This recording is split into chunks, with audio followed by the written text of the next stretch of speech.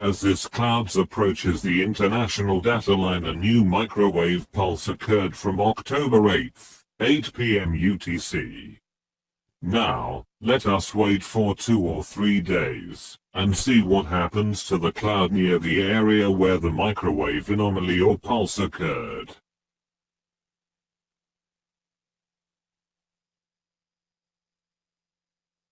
"24 hours after the first anomaly appeared, another microwave pulse occurred in almost the same area, but a new pattern was observed.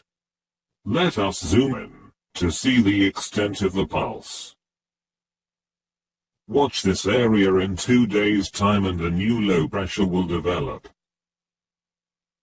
A small circulation will also start here.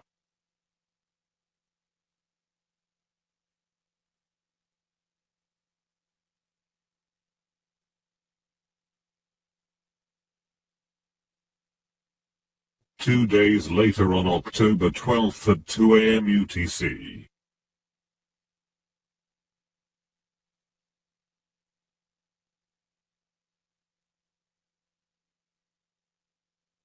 Now let us see what happened to the westerly moving clouds after the first and second pulse. This cloud moves quickly towards longitude 140 east.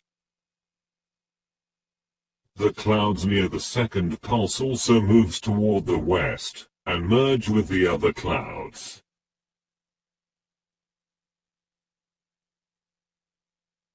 A slow circulation is noticeable on October 12th, 12 a.m. UTC.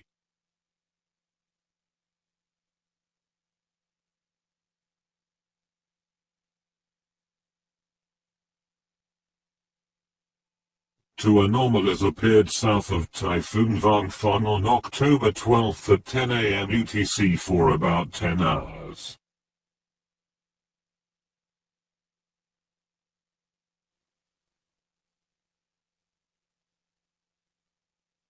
The low pressure is weak, and was affected by northeast monsoon, when it reached Philippine archipelago.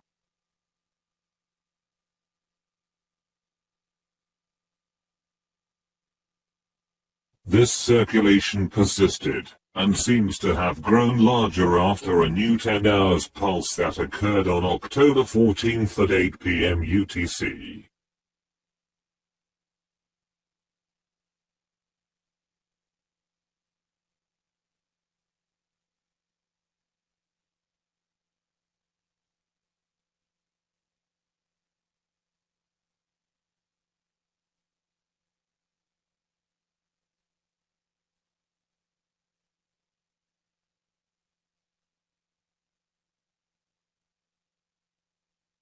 As this clouds moves towards the international data line, a new microwave anomaly or pulse occurred somewhere here on October 14th at 8 p.m. UTC.